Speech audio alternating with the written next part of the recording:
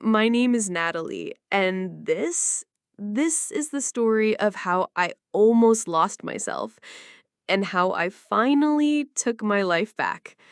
When I was 31, I thought I had built the kind of life I could be proud of. My small downtown Chicago apartment wasn't much to look at to anyone else, but to me, it was everything. The exposed brick, the old hardwood floors that creaked when I walked across them, the secondhand couch that I carried up 3 flights of stairs all by myself.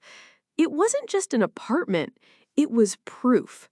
Proof of every late night I worked, every dollar I saved, every time I said no when my heart wanted to say yes. That place wasn't just 4 walls and a roof. It was my independence, my sanctuary, my safe place. But my sister Elaine, she never saw it that way. To her, it was just another thing she could have, because that's how it had always been. Elaine got, and I gave up. I can remember the exact night things finally broke. We were sitting at the dinner table, my parents, Elaine, and me. It was supposed to be an ordinary Sunday dinner. But then, casually, like it was nothing, my parents looked at me and said, "Elaine needs a place to stay for a while. Give her your apartment keys." I remember blinking, laughing nervously because I thought it was a joke. But they were serious. And in that moment, something in me snapped. I told them calmly, but firmly, I moved out of that apartment 6 weeks ago. The look on their faces, shock, confusion. For the first time in my life, the power was in my hands. But you see, I didn't get there overnight. It took years, years of pain, years of being invisible, years of being told I was strong just because I never asked for help, while Elaine was handed everything on a silver platter. Let me take you back. I grew up in the suburbs of Illinois. 4-bedroom house, quiet neighborhood, ordinary on the outside, but inside, there was no balance, no fairness, no equality. Elaine was the golden child, and me, I was the shadow. When I turned 16, I asked for something small. A pizza party with a few friends. Nothing fancy. But my parents forgot. I sat alone that night in my room, eating pizza from a greasy cardboard box, pretending it didn't hurt. Pretending it didn't matter. And then Elaine turned 16, and oh, what a difference. A banquet hall, a DJ, streamers, balloons, and a shiny red ribbon wrapped around a brand new car. A car! Do you know what it feels like to watch your sister get celebrated like royalty when your own birthday was forgotten like it didn't exist? I do. And it hurts in ways I still can't put into words. That was the pattern. Always the pattern. When I graduated high school with honors, when I stood on that stage giving my speech, my mother wasn't even looking at me. She was in the audience taking pictures of Elaine. When I needed rides to after-school activities, when I begged for help with projects, the answer was always, "Sorry, we're too busy." But when Elaine needed something, the whole world stopped to give it to her. By the time college came around, the divide between us was undeniable. I got accepted to Northwestern, but I couldn't afford it. So I juggled 3 jobs, a coffee shop in the mornings, the library in the afternoons, waitressing on the weekends. My parents gave me $500 each semester, not even enough to cover my textbooks. The rest, I carried that weight on my own shoulders. Elaine, on the other hand, she enrolled at the University of Chicago, completely funded. Private tutors, apartment rent fully paid, study abroad trips. She changed her major 4 times. Didn't matter. Every mistake was forgiven. Every bill was covered. Do you know what it feels like to be told, Be proud of your independence while watching your sister be spoon-fed success? I do. And I carried that resentment with me even as I fought to build a life of my own. After college, I landed a job in digital marketing. It wasn't glamorous, but it was mine. I worked myself to the bone. I skipped vacations, ate ramen noodles, took the bus in the freezing Chicago winters. And slowly, so slowly, I saved enough for that one-bedroom apartment.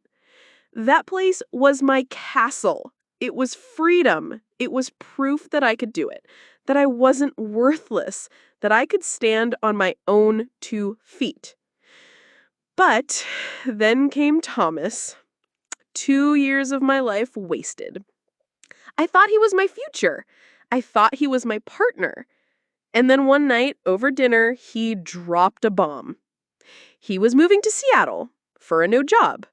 And he hadn't even asked me. It wasn't a discussion. It was a statement. Just like that, he was gone. And so was the future I thought I had. I remember lying on my apartment floor crying so hard I couldn't breathe.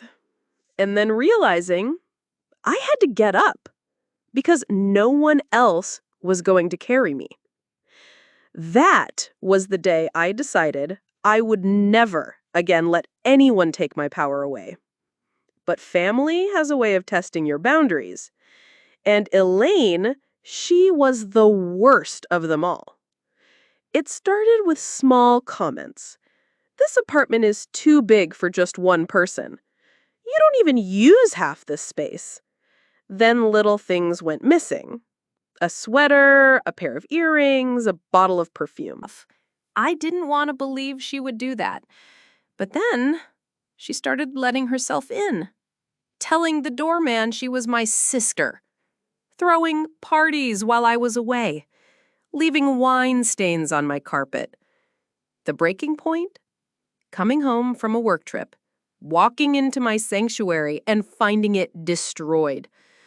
Bottles everywhere, dishes stacked high, clothes scattered across my floor, and my journal, my private journal, lying open on the bed, with her lipstick-stained wine glass sitting right beside it.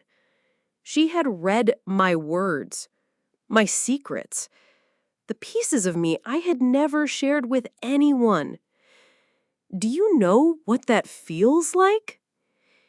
It feels like being stripped naked, like your soul isn't yours anymore. I called her, shaking with rage, and all she said was, "Relax, it was just a few days, we cleaned up." But the walls still smelled of cheap liquor, and my heart still pounded with betrayal. The next family dinner, my parents dropped the bomb. "Elaine needs a place to stay. She'll live with you for a while." And something in me broke. I slammed my fork down and said, "No, never." My father's face turned red. "You're selfish." My mother's eyes filled with tears. "Elaine just loves your home so much." I felt my own tears burning as I whispered, "Am I not family? Or does family only matter when Elaine needs something?" That night, I cried harder than I ever had before. But those tears washed something away. The fear, the guilt, the shame. And what was left was strength. The next morning, I called my friend Taylor. She listened. And then she said the words that changed everything. "You don't have to play the role they assigned you. You get to write your own story." So I did. I found a new apartment, smaller, quieter, but mine. Really mine. I changed my bank accounts, my passwords. I left the old furniture behind. And when I closed that door for the last time, I knew I was free. free to build a life where I was no longer the shadow, where my worth wasn't measured by what I sacrificed, where my peace was mine to protect. And in that new space, I bloomed. I laughed with friends, I danced in my kitchen, I worked hard and earned a promotion. I rediscovered myself. 6 months later, I saw my parents again, but this time the power dynamic was different. When they pushed me to let Elaine stay, I said, no, that's between her and me.